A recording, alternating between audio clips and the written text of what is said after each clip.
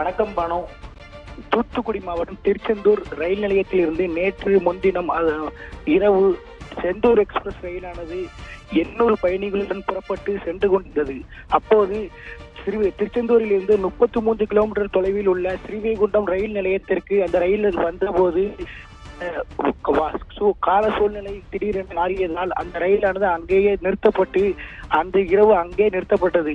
இந்த நிலையில் மறுநாள் காலையில் ரயிலை எடுத்துவிட்டு கிளம்பலாம் என்று செல்வதற்காக ரயில்வே அதிகாரிகள் முன்னெச்சரிக்கையாக அந்த பகுதிக்கு ஒரு 2 கிலோமீட்டர் 3 கிலோமீட்டர் தள்ளி சென்ற போது அங்கு ரயில் தண்டவாளம் அரித்திருந்ததால் அந்த ரயில் அங்கேயே நின்று செல்ல முடியாத நிலைக்கு தள்ளப்பட்டது.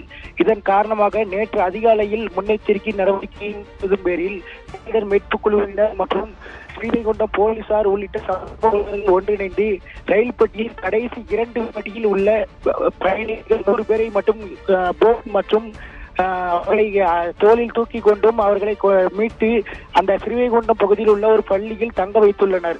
அவர்களுக்கு தேவையான உணவு உள்ளிட்ட வழங்கப்பட்டு வருகிறது. இந்த நிலையில் மீண்டும் அந்த ரயிலில் பயணித்த 500 பேர் அந்த ரயிலிலேயே தங்க வைக்கப்பட்டுள்ளனர். அவர்களுக்கு தேவையான தண்ணீர் மட்டும் வழங்கப்பட்டு வருகிறது. அவர்களுக்கு தேவையான உணவுகள் வழங்கப்படவில்லை.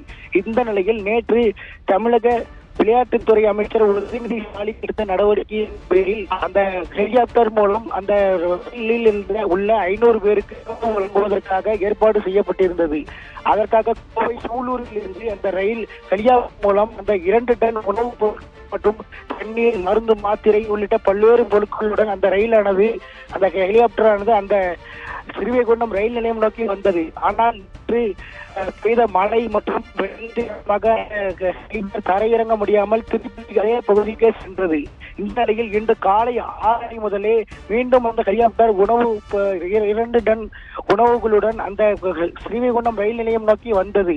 ஆனால் தற்போது கிட்டத்தட்ட 8:40 மணி ஆகிறது. இந்த இவ்வளவு நேரம் வரையிலும் அந்த ஹெலிகாப்டர் அந்த வானத்தில் வட்டமிட்ட அந்த ரயிலில் உள்ள பயணிகளுக்கு உணவு மற்றும் பொருட்களை கொடுத்து விடலாம் என்ற எண்ணத்தில் சுற்றி கொண்டே இருந்தது.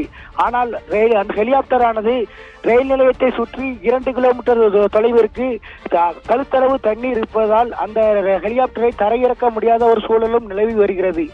இதனால் 2வது நாளாக அந்த ஹெலிகாப்டர் உணவு கொடுப்பதற்கு தடைப்பட்டுள்ளது. இதனால் அந்த ரயில் பயணிகளில் உள்ள வயது முதியோர் மற்றும் தினந்தோறும் பிரஷர் மற்றும் சுகர் உள்ளிட்டவர்களுக்கு இது சாப்பிடும் மாத்திரைகள் இல்லாமல் தவித்து வருகின்றனர். இதனால் தமிழக அரசும் மாவட்ட நிர்வாகமும் மீண்டும் வேறு ஏதாவது முயற்சியை கையாளலாமா என அந்த ரயில் பயணிகளும் கோரிக்கை விடுத்து வருகின்றனர். பானு.